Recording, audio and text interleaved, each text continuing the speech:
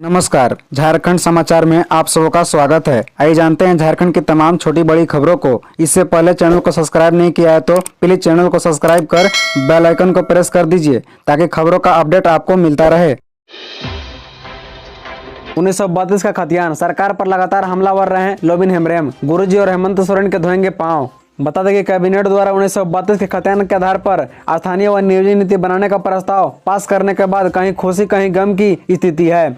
झामुमो कार्यकर्ता जगह जगह जश्न मना रहे हैं तो कांग्रेस और भाजपा कार्यकर्ता वेट एंड वॉच की स्थिति में है। भाजपा के राजमहल विधायक अनंत ओझा ने इसे सरकार की छटपटाहट बताया। कहा कि राज्य में विकास कार्य ठप है, सरकार लोगों को ध्यान भटकाने के लिए बस यह सब कर रही है। तो इधर बोरियो विधायक लोबिन हेम्ब्रेम ने राज्य कैबिनेट द्वारा 1932 के आधार पर स्थानीय नीति व नियोजन नीति का प्रस्ताव पास करने पर प्रसन्नता जताई है। उन्होंने कहा कि वह झामुमो सुप्रीमो शिबू सोरेन और मुख्यमंत्री हेमंत सोरेन का पैर धोकर आभार जताएंगे। कहा कि वर्तमान में मई वह क्षेत्र में है, 19 सितंबर को रांची जाएंगे। इसके बाद 20 या 21 सितंबर को दोनों से मुलाकात कर पैर धोकर उनका आभार जताएंगे। लोबिन हेम्ब्रेम ने कहा कि बुके व शॉल देकर भी दोनों को स्वागत करेंगे। गौरतलब है कि लोबिन हेम्ब्रेम लंबे समय से 1932 के खतियान के आधार पर स्थानीय व नियोजन नीति की मांग कर रहे हैं। सरकार के लाइन से अलग हटकर वह विधानसभा में भी आवाज उठा चुके हैं। इस मांग को लेकर उन्होंने पिछले दिनों झारखंड बचाओ मोर्चा भी बनाया था और जगह जगह सभा व संगोष्ठी कर रहे थे।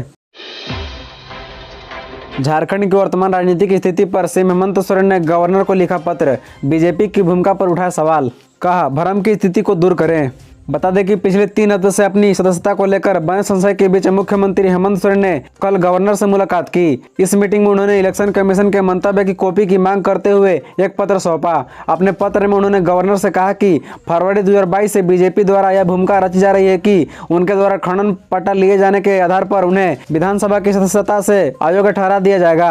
उन्हें सुनवाई का अवसर भी दिया जाए ताकि स्वस्थ लोकतंत्र के लिए घातक अनिश्चितता का वातावरण जल्द दूर हो सके। दरअसल कल दोपहर अचानक मुख्यमंत्री हेमंत सोरेन खुद गवर्नर रमेश बैस से मिलने राजभवन पहुंचे। गवर्नर से कहा कि उनकी सदस्यता को लेकर निर्वाचन आयोग ने जो मंतव्य उन्हें भेजा है उसकी एक प्रति उपलब्ध कराई जाए। इस बाबत 2 पेज का एक पत्र उन्होंने गवर्नर को दिया। इस संबंध में बीजेपी द्वारा राजभवन में भी शिकायत दर्ज कराई गई थी। हालांकि सर्वोच्च न्यायालय के 2 निर्णयों में स्पष्ट व्यवस्था दी गई है कि जिसके आधार पर खनन पट्टा लिए जाने से जनप्रतिनिधित्व अधिनियम 1951 की धारा 9 के प्रावधान के अंतर्गत अयोग्यता उत्पन्न नहीं होती। इसके बाद भी इस विषय में मंतव्य गठन हेतु अनुच्छेद 192 के अंतर्गत राज्यपाल के रेफरेंस के अनुसरण में भारत निर्वाचन आयोग द्वारा सुनवाई भी आयोजित की गई। सोरेन ने पत्र में कहा कि भारतीय संविधान के प्रावधान के अंतर्गत इलेक्शन कमीशन को अपना मंतव्य आपके समक्ष प्रस्तुत करना है और आपके द्वारा मुझे कार्रवाई की युक्त अवसर देकर यथोचित कार्रवाई करनी है। हालांकि बीजेपी नेताओं के सार्वजनिक बयानों में प्रतीत होता है कि निर्वाचन आयोग द्वारा अपना मंतव्य भारतीय जनता पार्टी को सौंप दिया गया है। 25 अगस्त से लगातार मीडिया में व्यापक रूप से यह प्रचारित हो रहा है कि इलेक्शन कमीशन द्वारा यह अभिमत दे दिया गया है कि मेरी सदस्यता चली गई है। जमशेदपुर के मानगो बैंक डकैती में बिहार के 2 अपराधी गिरफ्तार, कंटेनर और 2 बाइक बरामद। बता दें कि बिहार के गैंग ने ही जमशेदपुर के मानगो के उलीडी थाना क्षेत्र डिमना रोड के बैंक ऑफ इंडिया में 18 अगस्त को 34 लाख रुपए नगद और करीब 1.25 करोड़ की सोने की डकैती की घटना को अंजाम दिया था। इस गिरोह के 2 सदस्य बिहार के वैशाली जिले के निवासी भागवत ठाकुर और दरभंगा जिले के खगेंद्र नारायण सिंह उर्फ सोनू को गिरफ्तार किया है, जबकि एक रिंकू सिंह को पुलिस 27 अगस्त को गिरफ्तार कर जेल भेज चुकी है, लेकिन सोना और रुपए बरामद नहीं हो पाया है। इसकी बरामदगी के प्रयास हो रहे हैं। इसकी जानकारी देते हुए एसएसपी प्रभात कुमार ने बताया कि गिरफ्तार आरोपितों के पास से घटना में प्रयुक्त 2 बाइक और 1 कंटेनर बरामद किए गए हैं। बैंक डकैती के बाद सभी अपराधी भागवत ठाकुर के कंटेनर में छिपकर भाग निकले थे। कंटेनर बंगाल से पंजीकृत है। रद्द हो 1932 का खतियान, वरना धधक उठेगा कोल्हान, कांग्रेस से बगावत शुरू। झारखंड में 1932 के खतियान के आधार पर ही स्थानीयता को परिभाषित करने के फैसले पर पुनर्विचार करने का आग्रह किया है। चेतावनी भरे लहजे में कहा कि ऐसा नहीं होने पर पूरा कोल्हान जेल उठेगा। उन्होंने कहा कि राज्य सरकार को विभिन्न जिलों में अंतिम सर्वे के आधार पर ही स्थानीयता को परिभाषित करने की कोशिश करनी चाहिए। कोल्हान प्रमंडल की चर्चा करते हुए कहा कि क्षेत्र के 3 जिलों यानी पूर्वी सिंहभूम, पश्चिमी सिंहभूम और सरायकेला खरसावां में अंतिम सर्वे 1964, 1965 और 1970 में किया गया है। अगर इन जिलों में 1932 के खतियान का आधार बनाया गया तो 40 से 45 लाख लोग रिफ्यूजी की तरह रहने के बाध्य हो जाएंगे। पूर्व मुख्यमंत्री मधु कोड़ा ने कहा कि कई जिलों से ऐसी सूचनाएं मिल रही है कि सर्वे बहुत बाद वर्षों के बाद हुआ है। इस कारण बड़े पैमाने पर लोग स्थानीय होने के हक से वंचित हो जाएंगे। ऐसे भी आजादी के पहले सर्वे कुछ खास लोगों द्वारा खास मकसद से कराए गए थे, इसलिए आजादी के पूर्व को आधार मानना ठीक नहीं है। यह झारखंड के हित में नहीं होगा। अपने आवास पर आयोजित प्रेस कॉन्फ्रेंस में मधु कोड़ा ने कहा कि 1932 का आधार मानने से कई जिलों के युवा सरकारी नौकरी और छात्रवृत्ति आदि से वंचित हो जाएंगे। उन्होंने कहा कि उनका विरोध इसी मकसद को लेकर है।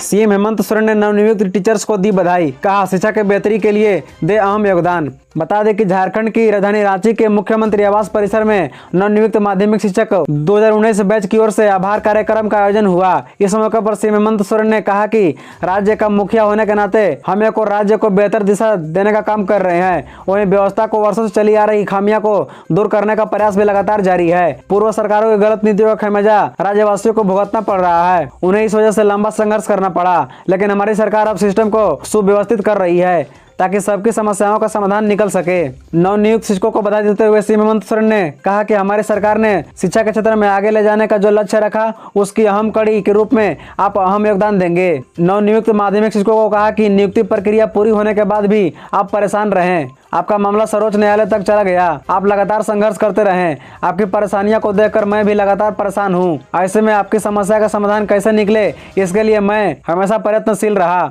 अब जब आप सरकार के अंग के रूप में योगदान देंगे तो आपकी जितनी खुशी हो रही है उतनी खुश मैं भी हूँ। नौजवानों के भविष्य के साथ खिलवाड़ ना हो, इसे हमारी सरकार हर हाल में सुनिश्चित करेगी। उन्होंने कहा कि सरकार के अंग के रूप में काम करने वाले को उनका उचित हक और अधिकार मिले, यह सरकार की विशेष प्राथमिकताओं में शामिल है। जो भी सरकार की व्यवस्था से जुड़कर काम कर रहे हैं उनकी मांगों और समस्याओं का समाधान किया जा रहा है, क्योंकि आपके सहयोग से ही राज्य में विकास की गति को तेज किया जा सकता है। अभी भी कई चुनौतियां हैं जिसे दूर करने की दिशा में सरकार पूरी प्रतिबद्धता के साथ काम कर रही है।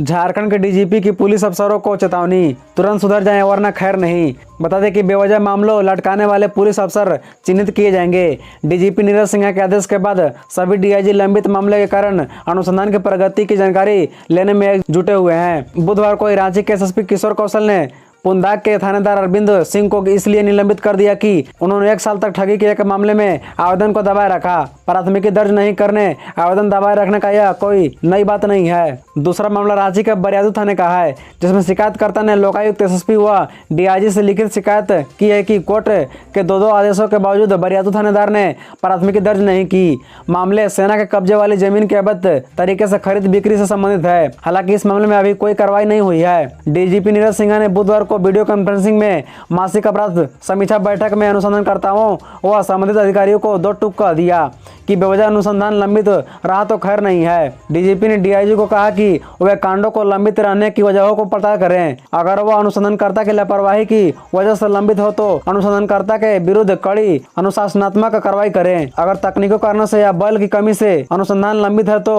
वहाँ स्पेशल टीम बनाकर लंबित मामलों का शीघ्र निष्पादन कराएं। सभी अफसरों को इस मामले में जल्द कांडों की अपडेट जानकारी संबंधित वरीय पदाधिकारियों के माध्यम से पुलिस मुख्यालय को सौंपनी है। पूर्व में जिन कांडों में आरोपित बरी हो चुके हैं उन कांडों को भी समीक्षा करने संबंधित आदेश पुलिस मुख्यालय ने संबंधित रेंज डीआईजी को दे दिया है। खबरों से जुड़े रहने के लिए चैनल को सब्सक्राइब, वीडियो को लाइक एवं एक दूसरे से शेयर जरूर करें। धन्यवाद।